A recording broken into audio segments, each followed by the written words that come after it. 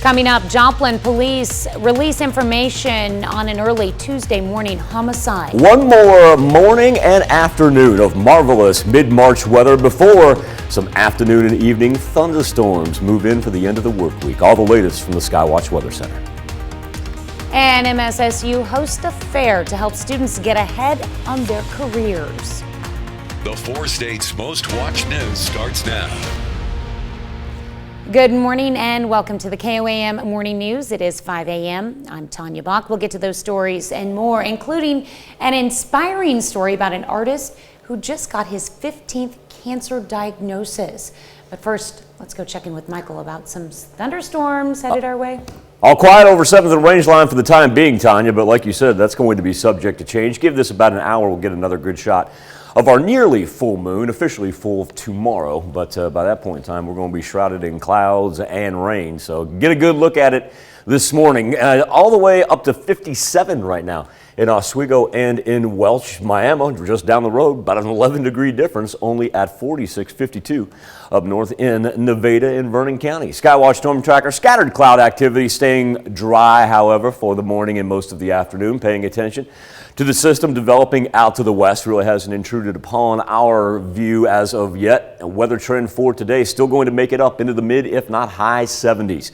Way above average temperatures. Then as we get into tonight all the way through Friday, there is the thunderstorms that move through. Most of this, even with the cold front on its way, it will stay as rain. 7-day forecast shows you that our temperatures, however, on Friday are going to drop down, but it's a one-shot deal. Saturday back up into the 60s and 70s, returning on Sunday for the first day of spring. All right, thanks, Michael. Joplin police are investigating a homicide. Authorities say they were called to a home for a report of gunshots near 24th and Wall Avenue early Tuesday morning. When officers arrived, they found 20-year-old William Patton of Joplin with gunshot wounds. Patton was taken to the hospital where he was pronounced dead. A newly released affidavit says a student at a Kansas high school began shooting after 2 school officials asked to search his backpack because of rumors the student had a gun. The affidavit released on Wednesday says the confrontation on March 4th at the Olathe East High School came after a student told a school counselor about the rumors. The affidavit says 18-year-old Jalen Deshaun Elmore fired 5 shots when the assistant principal and the school's resource officer asked to search his backpack. The resource officer returned fire, wounding Elmore. The 2 school officials were released from the hospital the day of the shooting. Elmore remains hospitalized. Prosecutors in Montgomery County, Kansas are requesting an involuntary manslaughter charge for the fatal shooting of a minor. Coffeyville police Tuesday night arrested 19-year-old Traven Hayes Smith. They say he was involved in a shooting Sunday night that killed a minor. The shooting happened on North Walnut Street. The victim from Chanute was found with gunshot wounds and was taken to a hospital where that victim later died. Coffeyville police say more arrests and charges are expected. The Kansas Department of Transportation plans to begin a project to replace a bridge along US 59 and US 160 in Labette County. The bridge goes across Labette Creek, almost 6 miles northwest of Oswego. Work will begin next Thursday, the 24th, and the new bridge is not expected to open until the end of the year. During that time, the bridge will be closed. Many college seniors will be graduating in a couple of months, and then they'll be looking for jobs. Missouri Southern gave them a chance to get a head start on that by hosting a career fair. Dozens of area businesses took part. Organizers hope the fair will help students and alumni find jobs or internships to set them on a path to success.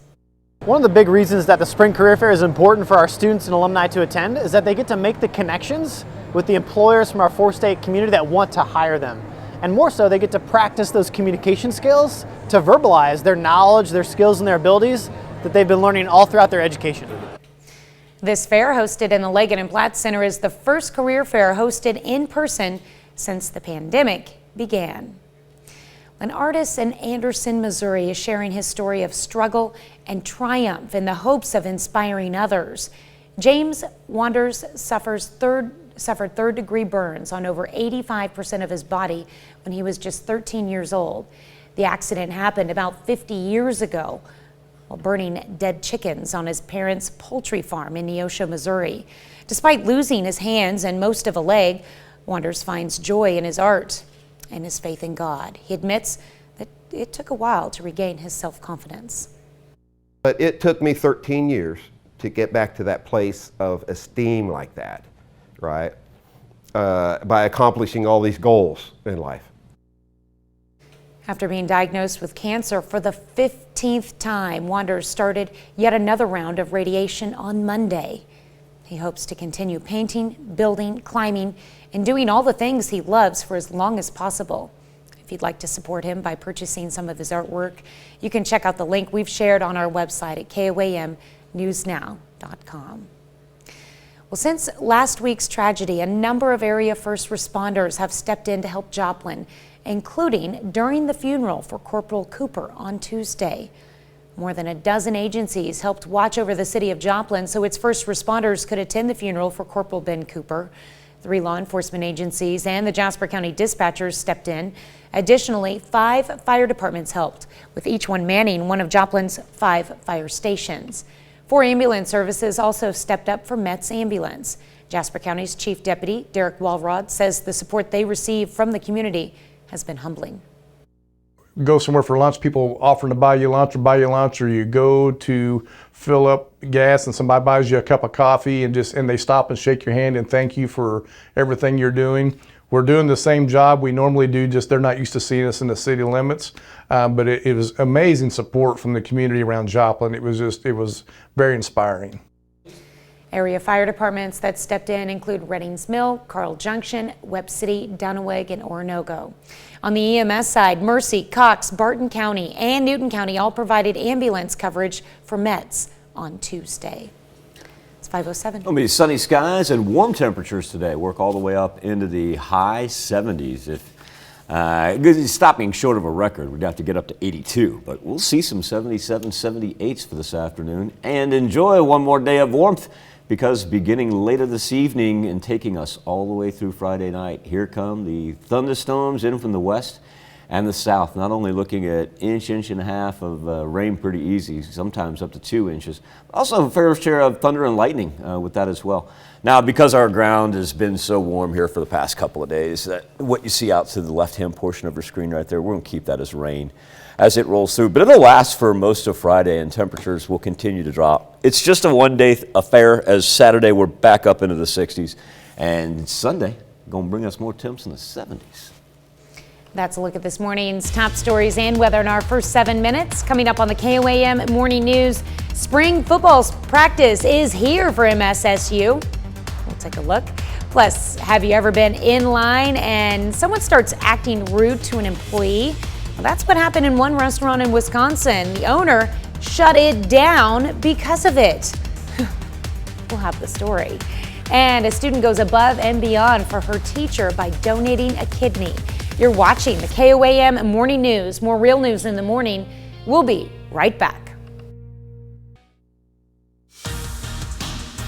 Spring football practice already here for the Missouri Southern Lions as the Lions in their first week of spring ball, the annual spring game, scheduled for April 9th. Southern has about 90 players in spring camp this season, another 30 to 40 recruits joining them when fall practice begins later this year. Lions enter year 2 under head coach Atiba Bradley, coming off their best season since 2014. They won 3 games and 4 losses were only by 10 points or fewer. So hoping to get over the hump and win those close games come this fall. We're not intimidated by no team out there. We actually feel like we could play with any team that's out there, anybody. If you look at all of our games, we held Pitt to 16, 17 points, you know what I'm saying? We were 1 point away in the third quarter from winning that game. We think we could play with anybody now. Everyone talks about, hey, heading into year 2, and I'm like, well, this is really going into year 1, you know, because there's just still a lot of newness, and then, shoot, we'll get to August and we'll add another 30 new guys. So we're relatively young when it comes to experience and playing time. Pitt State baseball was on the road last night facing the Emporia State Hornets. Gorillas on an absolute roll. Winners of 7 straight games, 8-1 to begin MIAA league play. Last night's game over the Hornets, a nice 7-1 win. Jordan Maxson, Caleb Carr each hit 2-run home runs. Trey McClellan, he went deep for Pitt State. Gorillas find themselves at 14-7 on the season. Webb City Cardinals, they're just 2 days away from the first game of the season. Danny Terzer caught up with the Cards as they head into that spring schedule with a big group of seniors and some depth on a pitching staff. For a handful of these guys, this baseball season is the last time they will wear a Cardinal uniform. It's a hard-working senior class, and it's been fun to watch them progress, and they're fun guys to be around, and we're expecting big things out of them this year. The Cardinals have 8 seniors on their roster this year who are aiming to lead this team to a memorable finish. We have everything we need to do what we want to do. Yeah, we're really eager. We're really looking forward to May, and we want to be as good as we can be when we get to May. This year's team is made up of competitors. We graduated a good senior class, but we had a really good summer, and we played a lot of baseball, and we got some young guys that I think are really eager to improve themselves. The Cardinals' pitching is also expected to be a strength this year. This year we have a lot more guys in the bullpen. We have more depth. We'll be able to send more guys out, be more comfortable in the pitching game, and with hitting, we have a lot of consistent guys that are going to be able to get the job done. Nobody, overdoing their job, just everybody sticking to their role. The first game of the seniors' final season is this Friday. They're excited to get their senior season going and leave their mark like every senior class does. Just my whole goal with this being my last year, I just wanted to leave a mark letting people know, like, when you come, just work hard. Because, like last year, you never know when your last game is. In Webb City, Danny Terzer, KOAM Sports. Webb opens up the season Friday. First pitch 5 p.m. Going to do so at home against Verdigris. 5 local high school basketball players named finalists for the Sports in Kansas Player of the Year in their respective classes. On the boys' side, got 3 of them in our area. Easton Ewing throwing it down right there, finalist for Player of the Year in Class 4. He's from Independence. Galena's Brett Sarwinski, a finalist in Class 3A. Sarwinski posted 18 points, 4 rebounds per game, and broke the school's scoring record. Also in 3A, Gerard's Brom Bourne. Great all season long finish, 17-4 per night. Also collected 3 steals a game.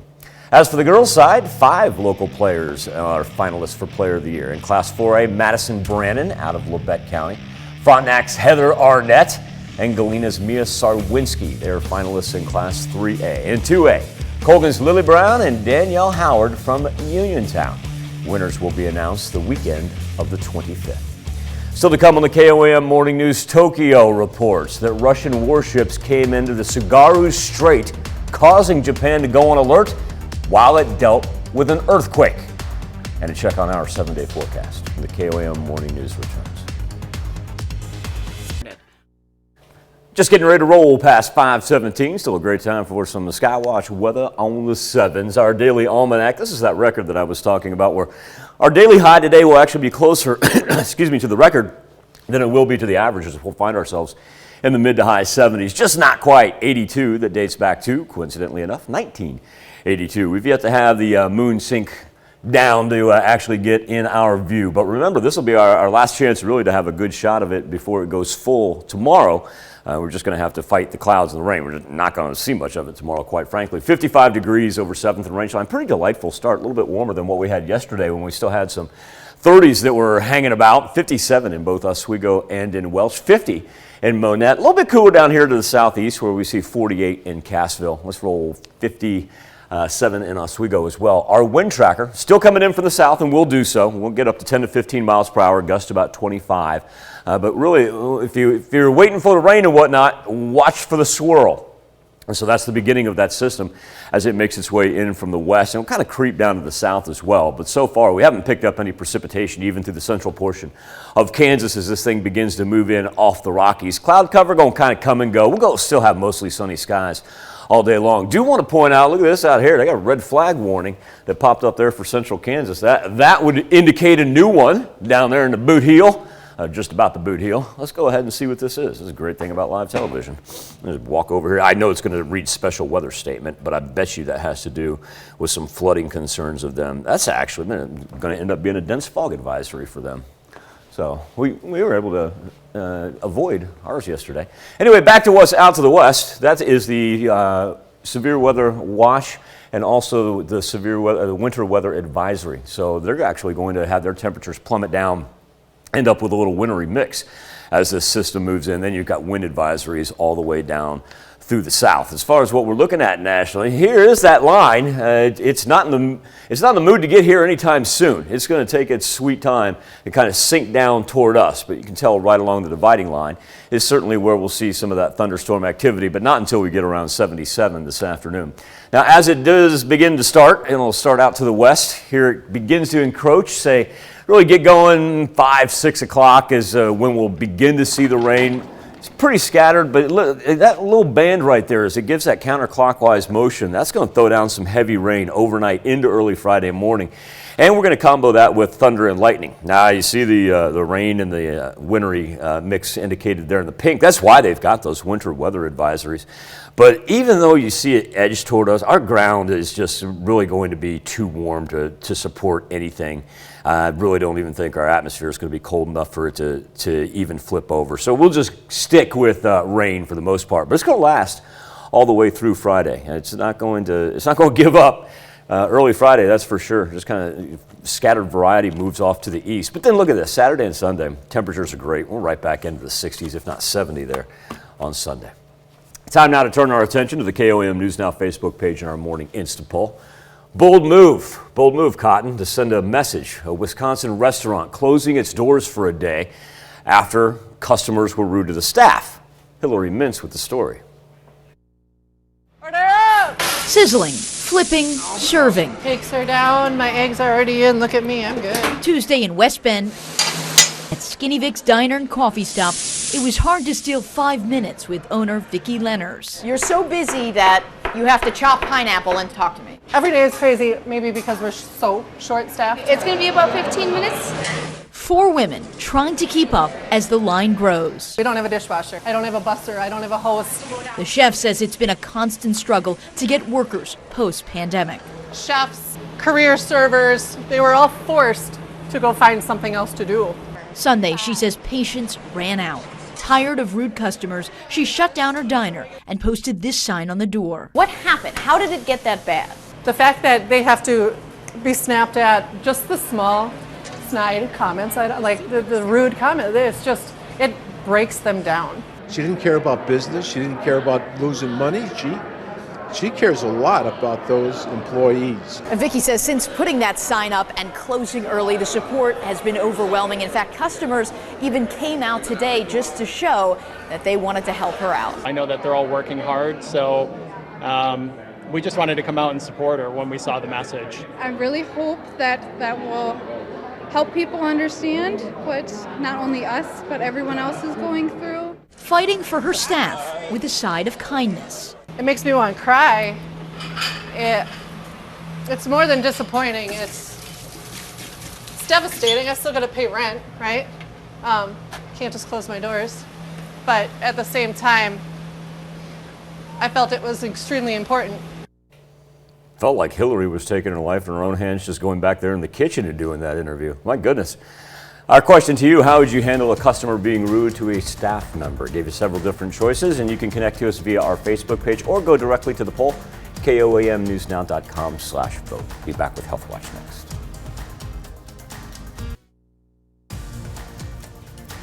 Topping Health Watch this morning, who was your favorite teacher? The person that made you feel excited and inspired? For a lot of students at Wake Tech in Raleigh, North Carolina, that teacher is Valerie Bishop. So when they found out she was sick, they stepped up in a big way. And I'm talking big. As Joel Brown reports, one of her students is donating a kidney.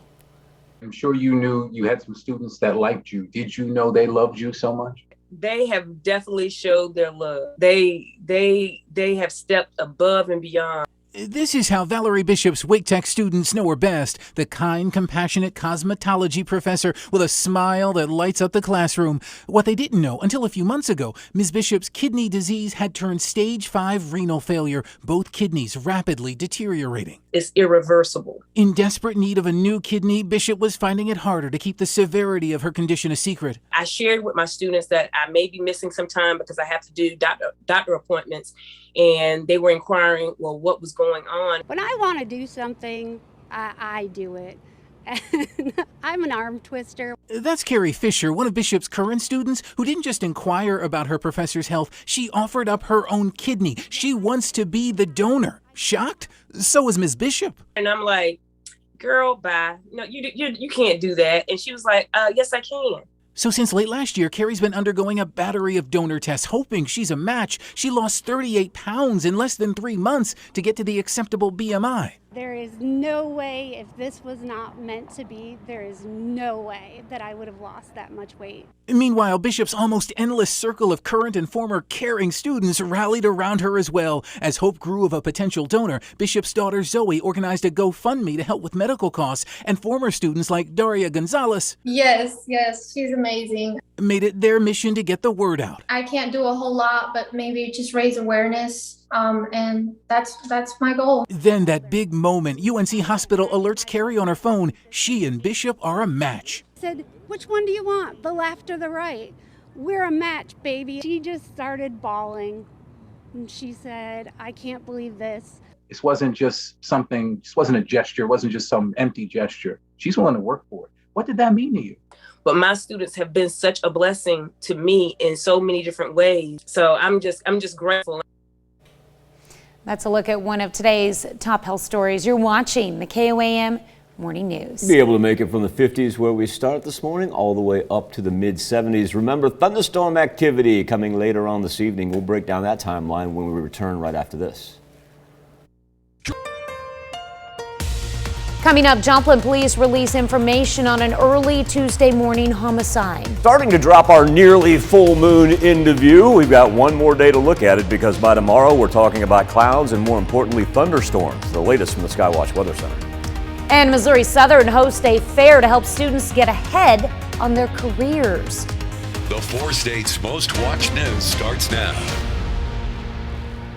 Good morning and welcome to the KOAM Morning News. It's 5:31. I'm Tanya Bach. We'll get to those stories in just a moment, but first, let's go to Michael Hayslip. Give her about 10, 15 more minutes, Tanya. Slowly but surely beginning to drop down. We'll get a good shot of it as well. Remember, the moon officially full tomorrow, March 18th. But by that point in time, we're going to be dealing with clouds and thunderstorms. So try to get a view of it tonight if you're interested. 55 degrees is where we stand over 7th and Rangeline. Very comfortable morning. Really, some places a 10-degree increase from what we had yesterday. 49 in Monette. Let's go 56 in Chanute. 48 right now in Miami. Clouds are going to kind of come and go, but we've yet to see any precipitation out to the west where that system is going to kick in here for the late afternoon hours, be honest, for the evening. But before we get there, we're going to ride mid-70s. So as we turn our attention out to the west, they actually have some winter storm advisories and even some winter weather watches out in the central and western portions of Kansas. Kind of breaks up, just stays rain for us, but at times some bouts of heavy rain there as it spins through. Thunder and lightning as well, making its way timeline-wise all the way through Friday morning. This will break up. That's going to stay as rain for us. But look at that, all the way into really Friday afternoon before it's all said and done. So we'll be looking at a couple inches of accumulation. Should be able to avoid any flood warnings, so we'll call that kind of a winter. And then our temperatures right back into the 60s and 70s on Saturday and Sunday. It's going to be a little bit cooler and a whole lot wetter tomorrow. All right. Well, enjoy it. Oh, then this afternoon's going to be great. This morning's going to be great. Happy St. Patrick's Day, by the way. Jockey back and forth between Happy St. Patrick's Day to you. We did a great job. No. I thought of you. You have to stand in front of that green wall. I can't. You can't wear green, so... We'll explain that to people at home because they may not understand. Right, okay, and they don't so believe me. Pull back the curtain. Mm-hmm. Can we get a shot from camera 2 showing our green screen? Not keyed in. Can we do it without me keyed in, just to give them an idea? So yeah, this is what it looks like, folks. The magic. Oh, we let the magic go. Okay, so if Michael were to wear, oh yeah, bring out the magic. Now, can we get a background? If you wear anything like this, that's why I can't wear like a green tie or anything for St. Patrick's Day. Yeah, that he just disappears. Right. Yeah, so if Michael can't wear green, then it wouldn't be fair for me to wear green. Right. So I've got to, like, if he's going to get pinched all day long, I'm going to get pinched all day long. We're a team. And there we go, folks. We are a team. We didn't forget. We did it as a team. We did. It's a family affair. That's right. All right, moving along. I gotta go pick up those batteries now. On Wednesday, Joplin police released information regarding a homicide that took place on 24th and Wall Street. Caller reported to 911 dispatchers of hearing gunshots. Jasper and Newton County deputies responded to the call. Arriving on the scene, they found William Patton. EMS transported Patton to the hospital where doctors pronounced him dead. Joplin detectives were called to the scene and are treating this case as a homicide. Newly released affidavit says a student at a Kansas high school began shooting after 2 school officials asked to search his backpack because of rumors the student had a gun. Affidavit released on Wednesday says the confrontation on March 4th at Olathe East High School came after a student told a school counselor about the rumors. The affidavit says 18-year-old Jalen Deshaun Elmore fired 5 shots when the assistant principal and the school's resource officer asked to search his backpack. Resource officer returned fire, wounding Elmore. 2 school officials were released from the hospital the day of the shooting. Elmore remains hospitalized.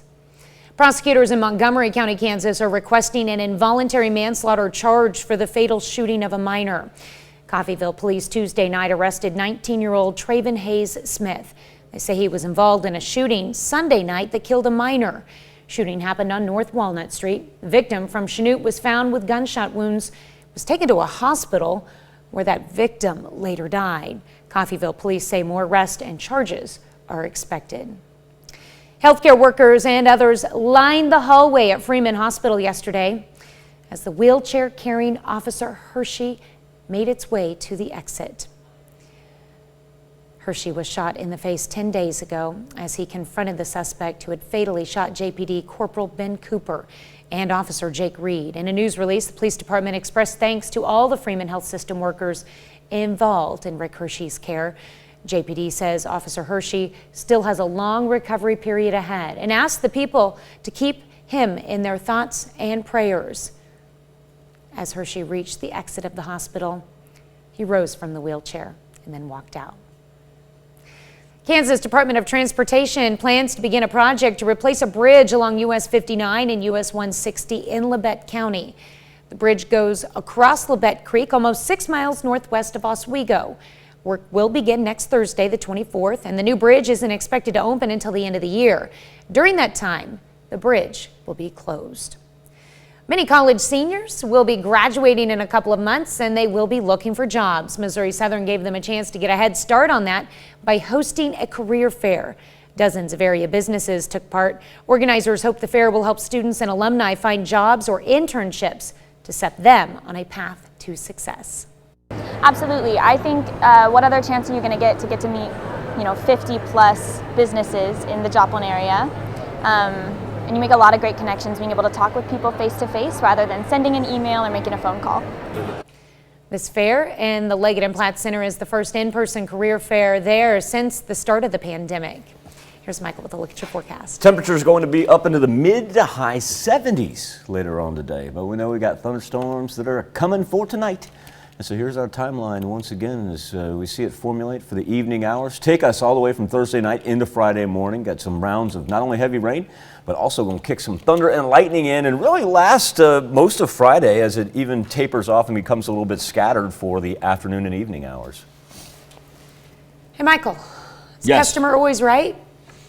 That's kind of the way I was raised. I'm not saying it's the best way to run your business, but All right, this morning we are discussing rude customers. Customer service jobs are not always the easiest, especially when you have to deal with customers who think they're entitled to everything.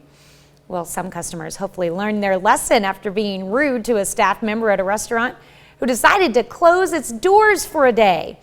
The owner felt it was the right thing to do, even if it was the hard thing to do since having to pay rent on the building that a restaurant was in. That brings us to our something to talk about. How would you handle a customer being rude to a staff member? right now 51% of our respondents say politely talk to them. 37% say defend the worker. 12% says scold them. I want to know if the restaurant owner decided to continue to pay its staff while its doors were shut. her staff while the doors? I believe she did. Yeah, that was Yeah. part of, yeah, she did. She did? Mm. Okay. Well, that's good. So she didn't punish No. her staff members, just herself. That is a. I really think closing her doors for the day didn't really like teach the customers a lesson. She is an owner and a chef with a plan, and the best thing to do while she's being interviewed and you're in her kitchen is to get out of her way. Yeah. I felt for the reporter. I was like, oh my gosh, get out of the kitchen, run. Well, she got attention with the story. She did. That is Yep, for sure. Definitely got attention. For sure. All right. Well, we want to hear what you think. Make sure you go to our Facebook page and weigh in on the discussion. And what's our poll looking like, Michael? Defend the worker. Say what? What was our poll looking like?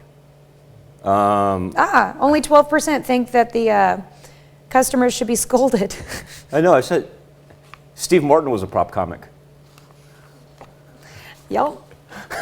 Yep. I just smile and nod back at that comment.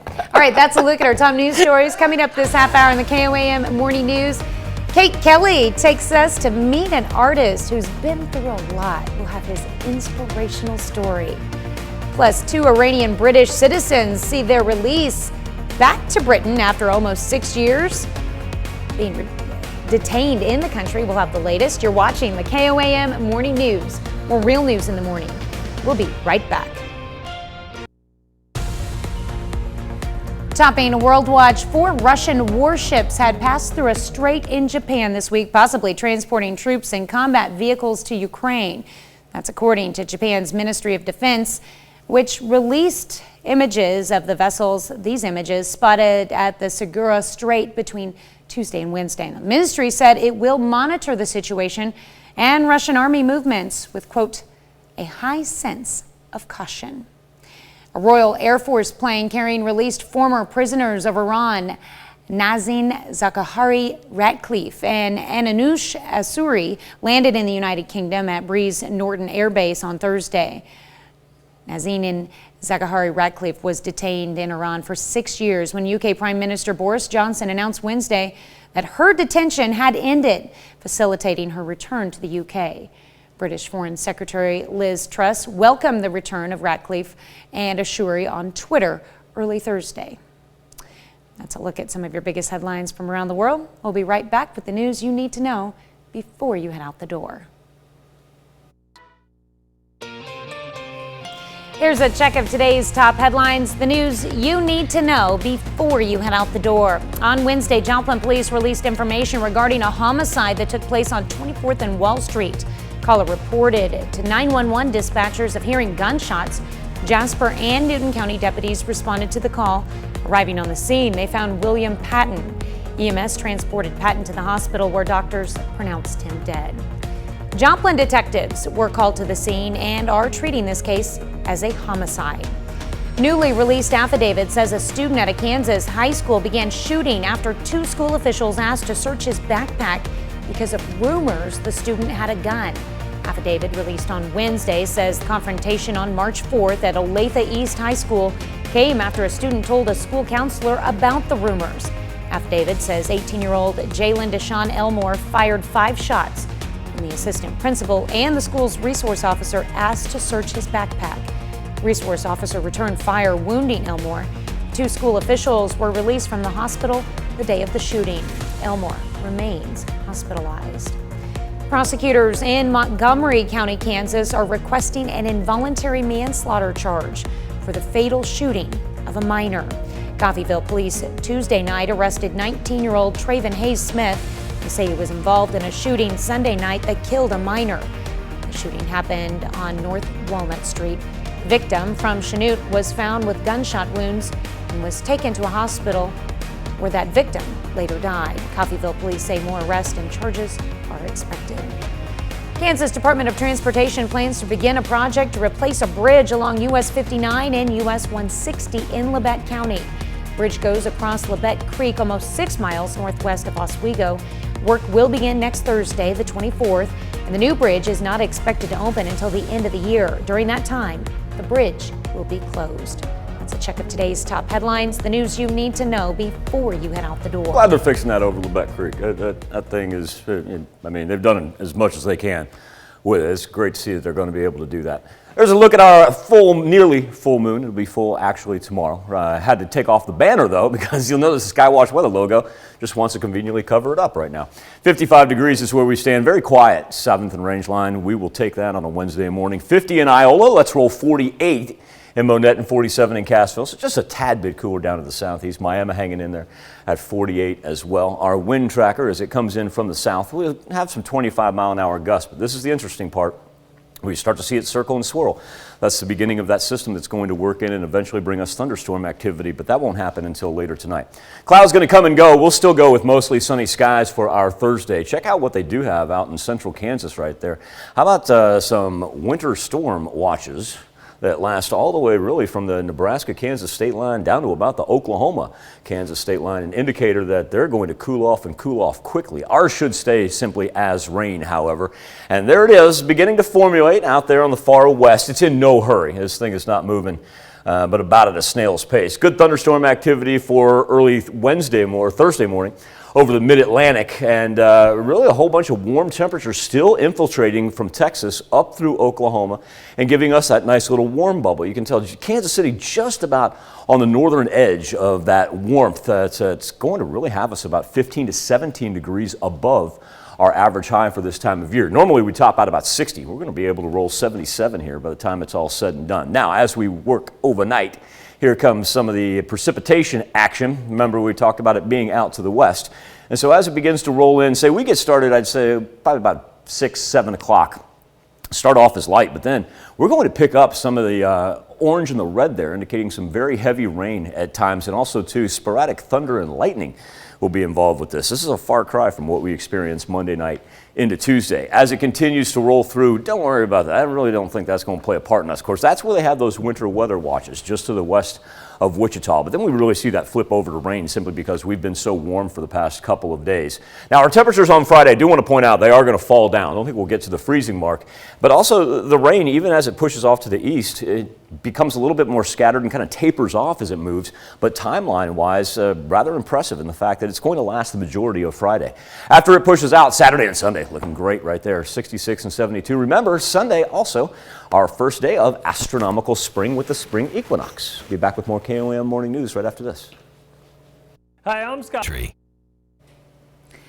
A triple amputee artist in Anderson, Missouri is sharing his story of struggle and triumph in the hopes of inspiring others. KOAM's Kate Kelly tells us how James Wanders came to be the man he is today.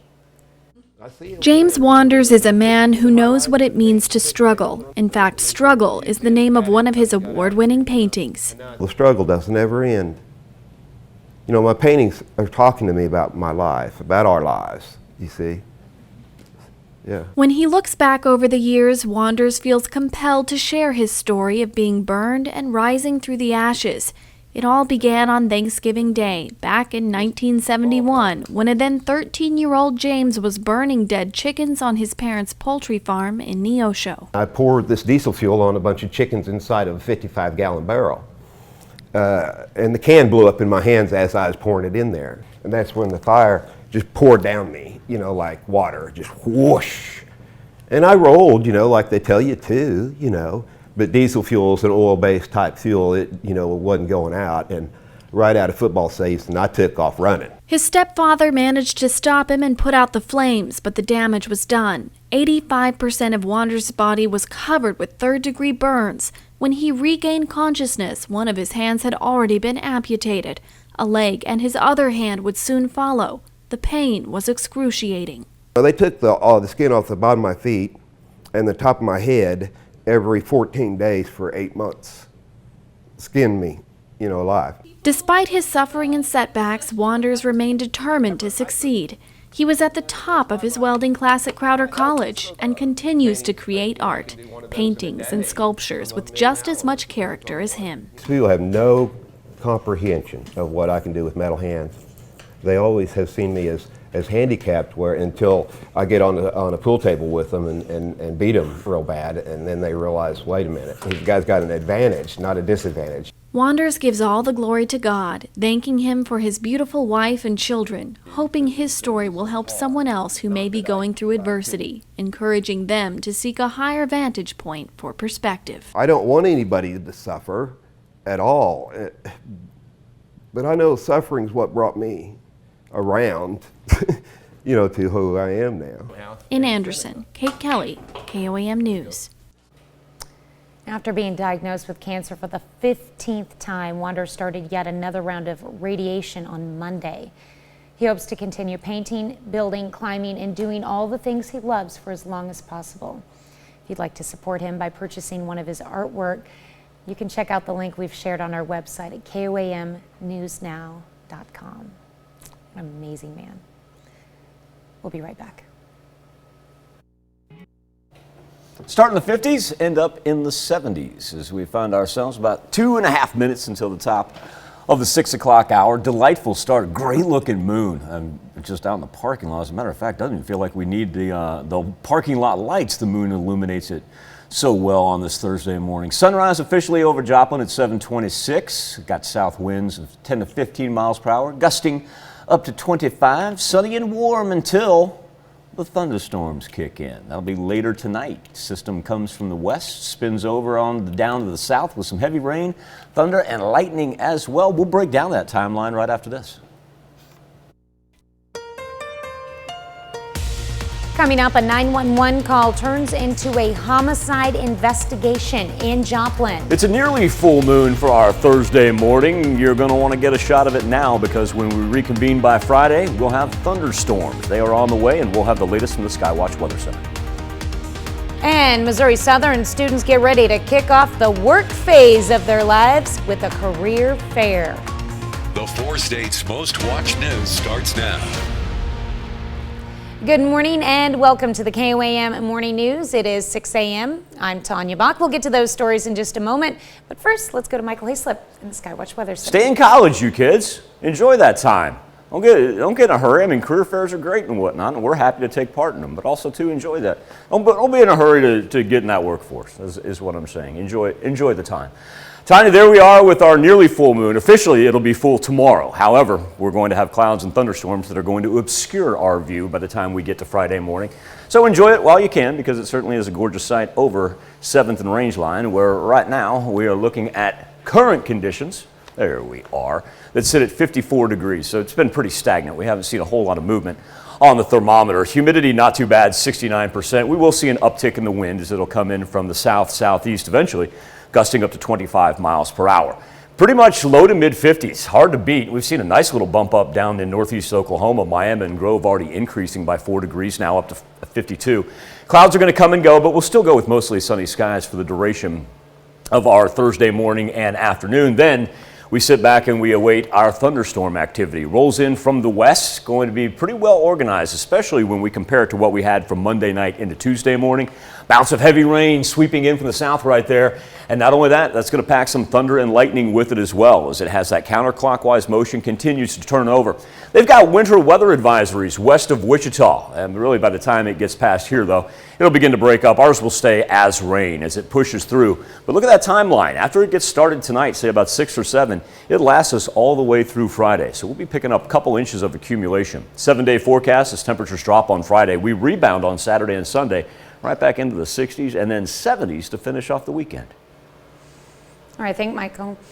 Joplin police release information regarding a homicide that took place on 24th and Wall Street. A caller reported to 911 dispatchers of hearing gunshots. Jasper and Newton County deputies responded to the call. Arriving on the scene, they found William Patton. EMS transported Patton to the hospital where doctors pronounced him dead. Joplin detectives were called to the scene and are treating this case as a homicide. Triumphant moment for one of Joplin's finest. Healthcare workers and others lined the hallway at Freeman Hospital yesterday as the wheelchair-carrying Officer Rick Hershey, made its way to the exit. Hershey was shot in the face 9 days ago as he confronted the suspect who had fatally shot JPD Corporal Ben Cooper and Officer Jake Reed. In a news release, the police department expressed thanks to all the Freeman Health System workers involved in Hershey's care. JPD says Officer Hershey still has a long recovery period ahead and asked the people to keep him in their thoughts and prayers. As Hershey reached the exit of the hospital, he rose from the wheelchair and then walked out. Following last week's tragic shooting, many area first responders have stepped in and stepped up to help Joplin, including during the funeral for Corporal Cooper on Tuesday. More than a dozen agencies helped watch over the city of Joplin so its first responders could attend the funeral for Corporal Ben Cooper. 3 law enforcement agencies and the Jasper County dispatchers stepped in. Additionally, 5 fire departments helped, with each one manning one of Joplin's 5 fire stations. 4 ambulance services also stepped up from Met's ambulance. Jasper County's Chief Deputy Derek Walrod says the support they've received from the community has been humbling. Go somewhere for lunch, people offering to buy you lunch, or you go to fill up gas and somebody buys you a cup of coffee and they stop and shake your hand and thank you for everything you're doing. We're doing the same job we normally do, just they're not used to seeing us in the city limits. But it was amazing support from the community around Joplin. It was very inspiring.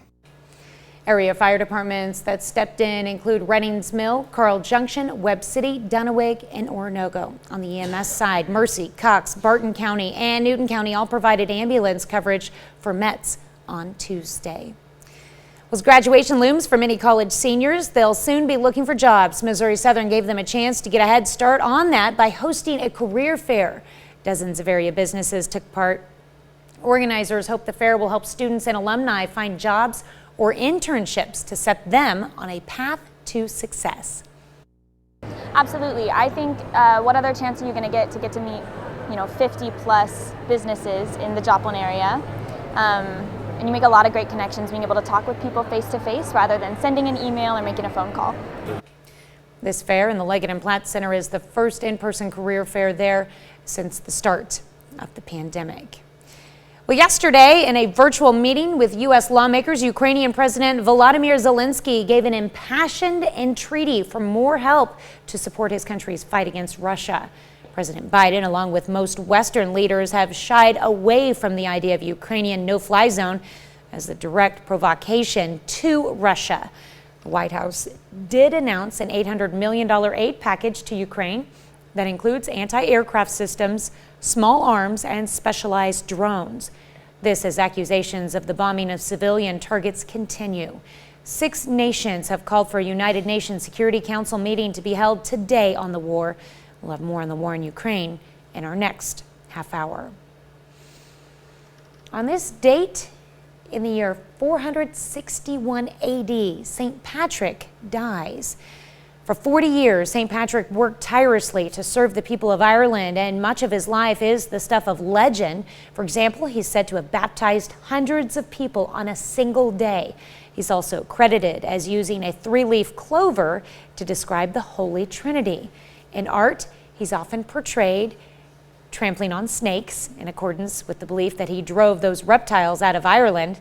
For centuries, the Irish have observed the day of St. Patrick's death as a religious holiday. For everyone else, March 17th is a day of international celebration as millions of people around the globe put on their best green clothing to drink beer, watch parades, and toast the luck of the Irish. We've already explained. We have, at length. I spilled batteries too, for those of you wondering what that clattering was behind me when we explained why I can't wear green on air. A big box of batteries. It's rather impressive. The crash. If you go back and look at it, there was a big crash. That's what he's talking about. Wow, I didn't know it had devolved into crash status. Well, probably did with my microphone. Everyone's confused. It took me a while to figure out why you said you had to go get some batteries. Clean up batteries. I'm like, what? No. Well, on this St. Patrick's Day, we're going to be blessed with a whole bunch of sunshine and warm temperatures, all the way up around 77 degrees. And then our luck of the Irish, Mother Nature-wise, runs out on us tonight. We've got thunderstorms that move in from the west, and as that thing begins that counterclockwise motion, that's some heavy rain being thrown down in our southwestern counties, turns over on itself. Thunder and lightning go along with the whole 9. Now you see, don't be alarmed about that snow right there. We're a little bit too warm for that to have any bearing. Finally, it'll taper off, Tanya, but it's going to last for most of Friday. All right, that's a look at this morning's top stories and weather in our first 7 minutes. Coming up on the KOAM Morning News. If it's Thursday, that means Chef Anthony Fisher from Pittsburgh High School must be stopping by Studio K. We've got another great fish dish. Looking forward to this one. Plus, a federal appeals court gives the Biden administration the green light. How fitting for St. Patrick's Day when making decisions on environmental regulations. And a new study reveals how many long COVID patients still suffer from cognitive issues. You're watching the KOAM Morning News. More real news in the morning. We'll be right back. Topping Nation Watch this morning, we're learning more about a tragic head-on crash in Texas that killed multiple members of a college golf team and their coach. 2 other students are in the hospital clinging to life. Janet Shomlian with the latest. A horrific head-on crash in West Texas.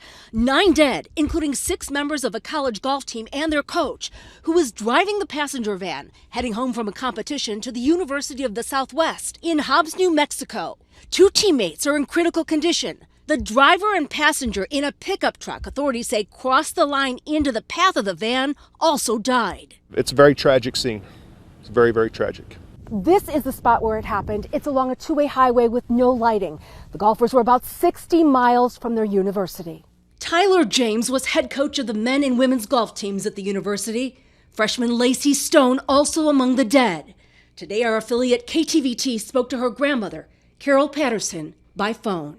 We are glad that she was doing what she loved, but her loss is going to leave a hole in our hearts. The university in a statement said, the USW campus community is shocked and saddened. Tonight, flowers and tributes arriving at the golf course, and a community devastated. Just about every golfer in Hobbs has personally has dealt with those kids, and they had nothing but positive reputations.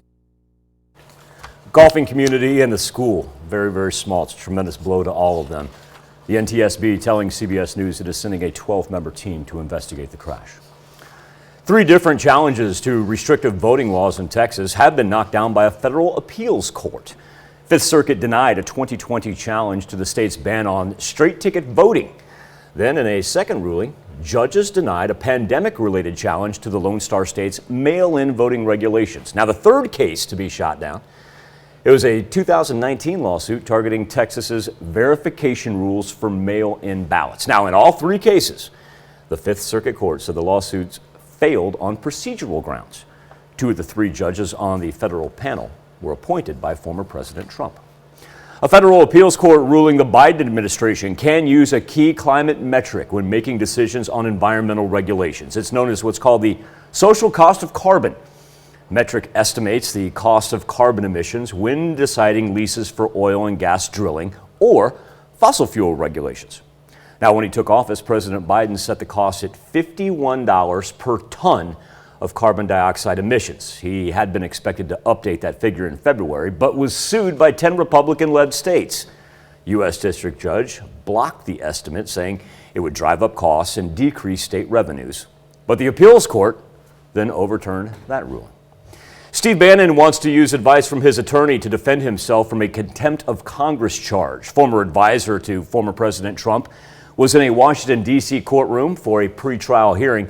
Steve Bannon, the only witness to be criminally charged with contempt of Congress after refusing to comply with a subpoena from the House Select Committee, that committee investigating the U.S. Capitol riots of January 6th. In refusing to appear, Bannon's defense is he was following guidance from his attorney, who discussed possible testimony with former President Trump's legal team. DOJ argues that Bannon should not be able to use that as a defense. If the judge sides with Bannon, his defense could complicate the case for prosecutors, as his trial now is just 4 months away. That is a look at today's top national stories. We'll be right back with Chef Anthony in Studio K, joining Tanya right after this. Welcome back. We've got Chef Anthony Fisher joining us again this morning from Pittsburgh High School, and we're going to be making a French fish dish today. Yes, we're going to make fish à papillot, which is fish in parchment. It's an interesting way to cook. It's really easy to do, and it provides a different style of cooking. What type of fish are we working with today? We're going to work with salmon this morning. Salmon. And of course, I got my salmon from Simon Market. They're absolutely gorgeous, really big pieces, and I've been having fun with them. So we're going to start with a beautiful piece of salmon, and we're going to start up with some salt, and this is Thai chili salt. Yummy. Of course. And then a little black pepper, and we're going to push that into the fish. Then we're going to open up our parchment. It's cut kind of in the shape of a heart so that you can kind of be a little fancy with your presentation. The idea behind it is you could do the opposite heart and put vegetables inside of it. Okay. So you can do them exactly the same way, cook them at the exact same time, put them on the plate, and you have two matching hearts, and then you just tear it open. And it's kind of fun and unique and different to do. So I'm going to spray the inside of my parchment. This is just a canola spray that I enjoy using quite a bit. Okay. I'm going to lay our beautiful piece of salmon right here next to the fold. Is that about an 8-ounce fillet? Yes, this is an 8-ounce fillet, and it's perfect size for just about anybody. And this one, I like to use the thinner ones when I use this cooking method, just for the simple fact that you don't have to worry about it. It cooks really quickly, and for those of you who are in a rush, this whole thing will cook in about 15 to 20 minutes. So I'm going to add some peppers on top. Okay, so we've got our bell peppers, the green or the red and the orange, and then we've got some serranos and some jalapenos. And everything's cut thin. Mm-hmm. And just place them around so that there are plenty of juices will go down inside. And of course, 2 lemon wedges. And then I like to take a little bit of garlic over the top. All right. A lot of flavor added to that. Oh, Natural yes. flavor. Natural flavors. We're not going to go anything synthetic this time. So we're going to lay over the top. And here comes the part that's going to drive everybody nuts when you try and do this at home, but have a little faith and just practice a little bit. You're going to start to fold and crimp the ends shut. Okay. So we're going to go all the way around until the whole thing's crimped and folded shut. The idea is to catch it. I can see how like using a bigger piece would be helpful for. Yes. And what I've done is I know it is not exactly a heart shape, but I always cut bigger than what I need, but I give the same semblance of the right size. So I don't have to worry about running out of paper. I've done that before and had to start all over again. It's not fun. And just crimp it all the way down. What you're going to cause it to happen is it's going to steam inside this pouch. Oh, yeah. So you don't have too much terribly to worry about. And I have it crimped shut. And you can do 2 of these. One with vegetables, one with your protein in it. And it comes together nice and quickly. Okay. So what I've done is of course I started a little bit early so that I could show everybody this.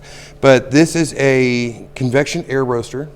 You can purchase these online. They're about $250. They'll roast, air fry, air roast. They'll bake, broil, toast, whatever you want it to do. And it cuts down the cooking time by about 30%. Okay. So, and they're really easy to set.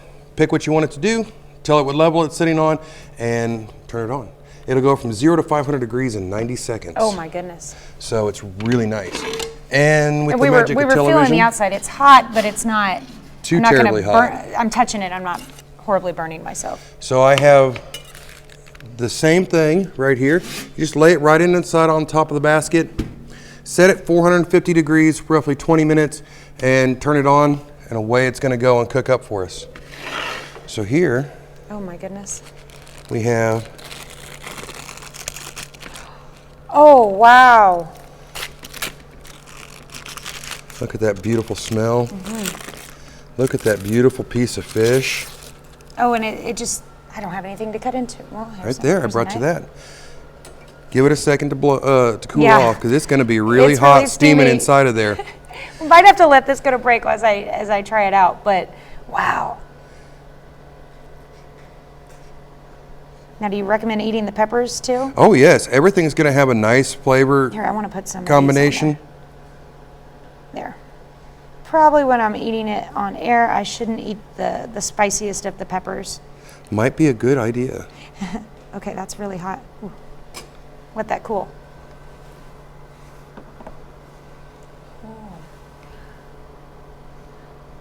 cool it off. While I'm blowing on this, why don't you tell us what you have planned for us coming up? So next we're going to do a modification of fish papillo, but we're going to do the one thing that most everybody's scared of. We're going to whole roast a fish. Wow. Isn't that beautiful? And you still get the flakiness of the salmon. It's not falling apart by any means. It has the juice still in, like it's still juicy. Nothing goes anywhere inside the pouch. So everything stays inside, the flavors stay concentrated. You can, whatever you put on top of it is the flavor that you're going to cook into it. The one thing that drives me nuts more than anything else is when you go to a restaurant and somebody orders salmon, and the first thing they do is they pick up that lemon wedge and they just go right across the top of the piece of lemon. I understand you want that acidity that's with it, but cook it with the lemon and you'll get all that flavor that you want from the lemon without having to sit there and worry about it.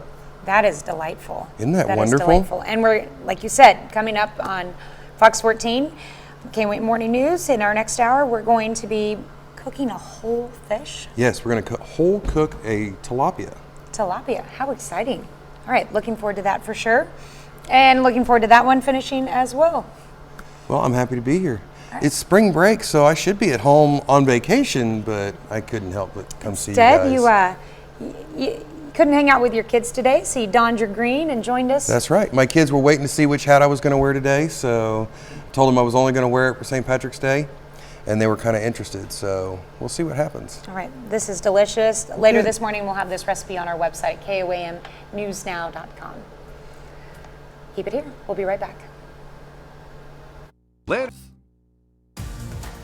Topping Health Watch this morning, a group of researchers are on a mission to retrain racehorses, taking the former stars and transforming them into therapy animals for veterans, people with disabilities and mental illnesses.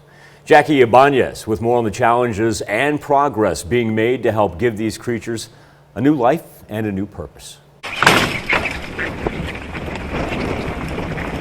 There's mounting evidence of the benefits to humans of equine-assisted services. Former racehorses could be the new standard in therapy animals. That's according to researchers at the University of Bristol in England, who are working on a series of best practices for selecting and training horses to help a wide variety of people. With people needing therapy, whether that's mental health or physical disabilities, there seems to be sort of something that gels between a horse and a human. When it comes to racehorses, they were bred to do one thing: win races. So after they're retired, researchers say they not only need to be trained on how to function as standard barn animals, but also learn how to interact with and assist everyday people. You'd be surprised the number of thoroughbreds don't know what to do when you stand them in a field. So the university team is conducting tests to monitor a horse's disposition and attitude during training to understand which horses make the best service animals. How they react to an umbrella opening suddenly in front of them, to how they get over that fright. Are they interested afterwards? Researchers hope this study will give these majestic creatures a second shot at life and save thousands of retired racehorses from potentially being slaughtered or mishandled after they leave the racetracks for good. CDC reports roughly 2 million U.S. households own at least one horse, and recognize riding and working with animals can help someone improve their self-confidence and their self-esteem. Scientists at the University of Cambridge sounding the alarm about long-term cognitive issues associated with COVID-19. Online study of 181 long COVID patients over 18 months revealed more than 2/3 still experiencing difficulty concentrating, say they have brain fog or forgetfulness, and those are conditions which can, of course, significantly affect daily life. And an international team of researchers examined studies involving mothers infected with COVID-19 during pregnancy and found less than 2% passed the virus on to their babies. Babies were more likely to test positive if their mothers had severe COVID-19 infections. And increasing taxes on tobacco products may help improve health outcomes for some of the most vulnerable, according to researchers in the UK. Found that taxing cigarettes at least 75% could have drastically reduced neonatal and infant deaths worldwide between 2008 and 2018. So look at some of today's health stories. You're watching the KOAM Morning News. Be back right after this. Coming up, a 911 call turns into a homicide investigation in Joplin. We'll start off with sunny skies and warm temperatures for our Thursday, but by the time it's all said and done, we've got thunderstorms on the way. We'll have the latest from the Skywatch Weather Center. And Missouri Southern students get ready to kick off the work phase of their lives with a career fair. The 4 states' most watched news starts now. Good morning and welcome to the KOAM Morning News. It is 6:32. I'm Tanya Bach. We'll get to those stories in just a moment, but first, let's go to Michael Hayslip.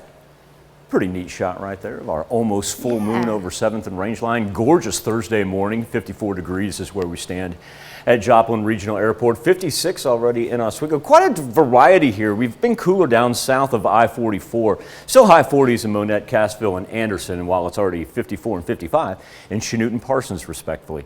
Clouds going to kind of come and go, stay on the dry side for really most of the day. Thunderstorms aren't going to kick in until we get to later tonight. And we'll be up into the mid to high 70s this afternoon. It's going to be great. Now, as the rain does begin to appear, say about 6, 7 o'clock is when it'll start out to the west. Heavy rain going to come in overnight into early Friday morning. Thunder and lightning as well. All this that is going to be the wintry mix. It'll break up before it gets to us, quite frankly.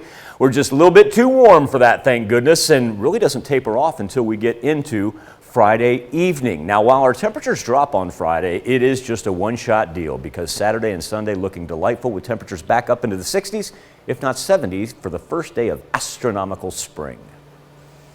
All right.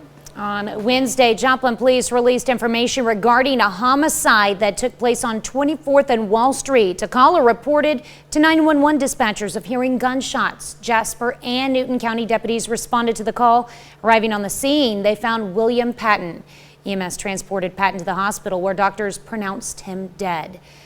Joplin detectives were called to the scene and are treating this case as a homicide. As graduation looms for many college seniors, they will soon be looking for jobs. Missouri Southern gave them a chance to get a head start on that by hosting a career fair. Dozens of area businesses took part. Organizers hope the fair will help students and alumni find jobs or internships to set them on a path to success. Absolutely. I think what other chance are you going to get to meet, 50 plus businesses in the Joplin area? And you make a lot of great connections being able to talk with people face to face rather than sending an email or making a phone call. This fair in the Leggett and Platt Center is the first in-person career fair there since the start of the pandemic. Joplin sidewalks and trails could soon have some new markings. Active Lifestyle Events, the organization that hosts the Joplin Memorial Run, donated $5,000 to Healthy Joplin. Officials say the money was raised from the Memorial Run. It'll be used to paint professionally created stencil designs on sidewalks throughout the city, including parks and walking trails. This organization represents exactly what we're trying to do in the community. We want people to be active, we want people to be fit, we want people to be healthy, and that's exactly what Healthy Joplin wants to. So our goals align very closely, and just the opportunity to work with them. The check presentation was held at the Joplin Chamber of Commerce. Negotiations between Ukraine and Russia continue, with both sides suggesting progress is being made. But on the ground, Ukrainian civilians have been the targets of some brutal shelling. CBS's Laura Podesta has details on what Ukraine's president told Congress he needs to fight the Russians. Being the leader of the world means to be the leader of peace. Speaking to Congress, Ukrainian President Volodymyr Zelensky called on President Biden to do more to support his country's fight against Russia. Згадайте Перл Харбор. Invoking Pearl Harbor and the attacks on 9/11. Our country experience the same every day. The Ukrainian leader said a no-fly zone is needed to stop the carnage. It threw tanks and planes against our freedom, against our right to live freely in our own country. Mr. Biden and other Western leaders have rejected that idea in hopes of avoiding a direct confrontation with Russia. But the president did announce an $800 million aid package that includes anti-aircraft systems, small arms, and specialized drones. We're going to continue to have their backs as they fight for their freedom. And he took a new step forward in his assessment of Vladimir Putin. Oh, I think he is a war criminal. Ukrainian officials accused the Russians of bombing this theater in Mariupol, where hundreds were sheltering. A satellite image before the attack shows the word children in Russian lettering written outside. And in the northern city of Chernihiv, the U.S. Embassy in Ukraine says Russian forces shot and killed 10 people who were standing in line for bread. Laura Podesta, CBS News. 6 nations have called for a United Nations Security Council meeting to be held today on the war. Britain's UN mission, among those requesting the meeting, tweeted, "Russia is committing war crimes and targeting civilians." Well, keeping with the theme of the day, on this day in 1601, the first recorded parade honoring the Catholic feast day of St. Patrick, patron saint of Ireland, is held in what is now St. Augustine, Florida. The first recorded St. Patrick's Day parade in New York City was held in 1762, and with the dramatic increase of Irish immigrants to the United States in the mid-19th century, the March 17th celebration became widespread. Today, across the United States, millions of Americans of Irish ancestry celebrate their cultural identity and history by enjoying St. Patrick's Day parades and engaging in general revelry. I'm not gonna lie to you, when I think about St. Augustine, I do not go to St. Patrick's Day. I think about Ponce de Leon and the Fountain of Youth. I had no idea that was where the first parade was. Isn't that kind of cool? Yeah. It's interesting how it all That's ties amazing. together, yeah. I had no idea. For sure. Day planner on this St. Patrick's Day. If you're going to be out and about, you are in luck. Temperatures rising up into the mid to high 70s, whole bunch of sunshine.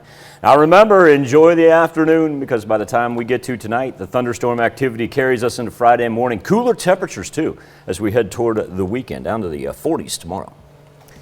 That's a look at our top news stories. Coming up this half hour in the KOAM Morning News, Irish pubs were some of the first small businesses to close during the pandemic. So you can imagine, no one is more ready to celebrate today than they are. All right. Plus, we'll take you to one restaurant who closed its doors for the day to send a message to rude customers. We want to know how you deal with a rude patron. We let you weigh in. We'll be right back. $99 each with promo code DOUBLE. Casey's for the win. In Consumer Watch this morning, on this St. Patrick's Day, no one is ready to celebrate more than the owners of Irish pubs. They were some of the first small businesses to feel the pain of the pandemic, forced to close just before the holiday in 2020. Bradley Blackburn has more on how they're toasting a return to normal. At McGee's Pub in New York City, they've spent decades pouring pints for regulars. But for the first time in a long time, the neighborhood pub is starting to feel regular again. The restrictions are all lifted, so we're looking for a pre-COVID Paddy's Day. Manager and partner Frank McCauley remembers the moment in 2020 when he was gearing up for big St. Patrick's Day crowds. The pandemic forced him to close. You couldn't pick a worse time. No, we lost our busiest day of the year.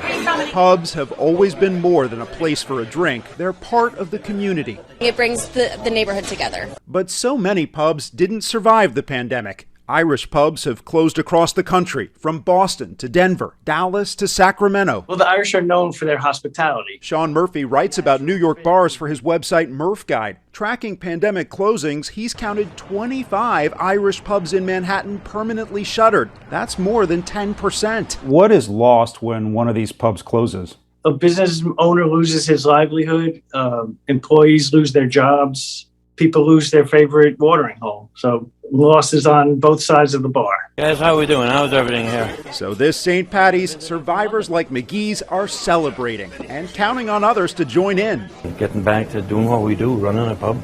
It's taken more than the luck of the Irish to make it. And now raise a glass to the future. Bradley Blackburn, CBS News, New York. The National Restaurant Association estimates 90,000 establishments have closed permanently or long-term due to the pandemic. Stocks rallied again on Wednesday. The Dow jumped 518 points. The Nasdaq soared 487. The S&P 500 added 95. As expected, the Federal Reserve raised its benchmark interest rate For the first time since 2018, the central bank projects 6 more hikes this year and 3 more next year. The increase, which will make borrowing more expensive, is meant to fight inflation. Netflix may start making customers pay to share passwords. Company announced a new feature called Extra Member in Chile, Costa Rica, and in Peru. Netflix viewers there will pay a small fee to add up to 2 people subscribers who don't live with their account. Netflix says it wants to understand how this new setup works before rolling it out globally. Seems like a good business model to wrap your head around it before you unroll it. Yeah. I guess they can track which IP address is using it or something. We'll see. We'll see how that flies. Chick-fil-A is known for its long but fast-moving lines, but it's not fast enough in Santa Barbara, California. The city council is close to dubbing the restaurant a public nuisance due to the long drive-through lines that cause traffic jams for hours at a time. Chick-fil-A says it's working to be a good neighbor and manage the crowds. That's it for Consumer Watch. Let's go over to Michael for something to talk about. You ever go to Chick-fil-A in Joplin? I have. Have you ever run into employees that are nicer? They are wonderful. Oh my gosh. I have a story about this. Go. Can we double box this? Yeah, go. You're good. Okay, so one time I was with a fellow Scoutmaster, myself. We were both dressed in our Scout attire, and we were in the Chick-fil-A line on our way to camp, and the manager of the Chick-fil-A in Joplin came running out to us. Yeah? Yeah, bringing their giant flag that they had taken down because she was looking for someone to retire it for them. And we had the honor of retiring the enormous Chick-fil-A flag. They're tremendous. That was pretty cool. Yeah. Yeah, they're tremendous. And Yeah. I'm not talking. I'm not doing anything corporate here, folks. I'm singling out the one in Joplin. Yeah, they are Right there on- they're very nice. Right. Yes. You guys are awesome. All right, this morning on the KOAM News Now Facebook page and our morning Insta poll, we're actually talking about rude customers. Right? Customer service jobs, not always the easiest unless you work at Chick-fil-A in Joplin, and I know you don't have an easy job. You just have a smile on your face all the time. Well, that right there, she owns a restaurant. Is it Minnesota, Ron? Where's she at? I'm trying to think. I can't remember what city she's in. Anyway, she got mad at some of her patrons being rude to her staff. She just closed the doors. She's like, guess what? No soup for you. 2 days. Shutting it down. Now, eventually she opened back up. But our question for you this morning, how would you handle a customer being rude to a staff member? Right now, 67% of you say defend the worker. Earlier, it was politely talk to them that was our clubhouse leader. Now, it is 67% saying defend the worker. All right, we're going to come back, celebrate birthdays and anniversaries. But first, to the Big Apple. Time to check in with Tony and a look at CBS Mornings. Opal coming up on CBS Mornings. Clark Kellogg of CBS Sports has a love letter to March Madness 40 years after he played in that tournament himself. That's coming up on CBS Mornings. Over 950. We take this time to honor today's four-state hero, Ed King. Master Sergeant Ed King served with the Army from 1941 to 1952. He served in France and Germany with the 7th Division. He participated in the Battle of Normandy as well as the Battle of the Bulge.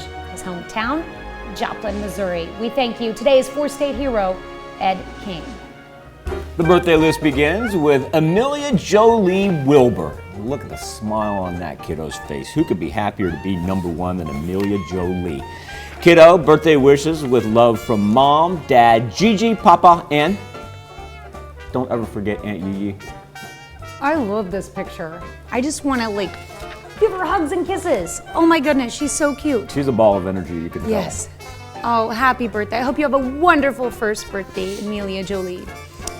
And Taryn Query, welcome to the teenage years. I am so ready to hit the beach too. Taryn is in Lamar. I'm with you. That reminds me of nice warm weather on the way right there.